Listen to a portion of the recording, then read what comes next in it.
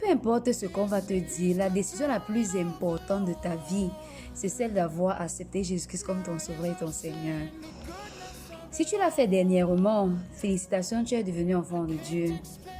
Tu es rentré dans une nouvelle relation avec ton Père. Maintenant, ce que tu dois savoir, c'est qu'avec Dieu, comme je l'ai dit, tu es dans une relation père et fils. Cette relation ne change pas. Dieu reste ton Père, vu qu'on a vu que Jésus-Christ venait et ne nous abandonnait pas. Si on a confessé Jésus-Christ comme étant le Fils de Dieu, Dieu demeure en nous et nous, on demeure en lui. Maintenant, ce qui se passe très souvent, c'est qu'avec le péché, la communion entre nous et Dieu est brisée. C'est un peu comme dans nos rapports humains. Quand tu es en relation avec quelqu'un, une fois que tu as fait quelque chose qui n'est pas bien, très souvent la relation n'est plus vraiment stable.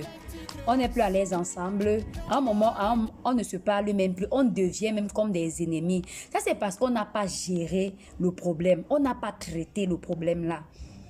Donc, dans ta marche avec Dieu, il va t'arriver de pécher.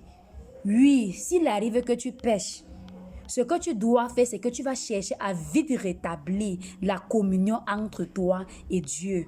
Comment tu le fais? Je le fais en utilisant ce que je vais appeler aujourd'hui les 3 R. Si tu veux en savoir un peu plus sur les 3 R, tu me fais signe. Ça dit que je reconnais d'abord que ce que j'ai fait était péché. Je remercie Jésus-Christ d'être mort sur la croix. Mais ce n'est pas sa mort sur la croix que je suis pardonné, pas son sang que je suis purifié. Je renonce à ce péché et je demande à nouveau être rempli du Saint-Esprit. Parce que souvenez-vous, c'est le Saint-Esprit qui nous conduit dans toute la vérité. Exemple, j'ai menti, Seigneur, je viens de mentir, je sais que c'est mal à tes yeux. Merci parce que par ta mort sur la croix, tu m'as pardonné le mensonge et par ton sang, tu m'as purifié. Je renonce au mensonge et je demande à nouveau à être rempli du Saint-Esprit. Voilà comment tu vas rétablir la communion entre toi et Dieu.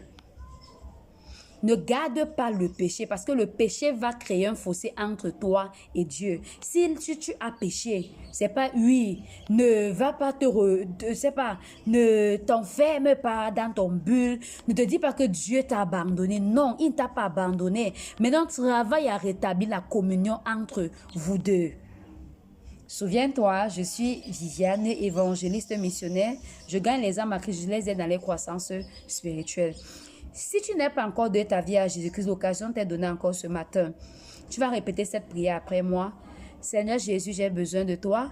Merci d'être mort sur la croix pour mes péchés. Je t'ouvre les portes de ma vie, je t'accepte comme mon sauveur et Seigneur. Prends la direction de ma vie et fais de moi la personne que tu désires que je sois. Si tu l'as fait, tu es enfant de Dieu. Tu es une nouvelle créature. Shalom, shalom.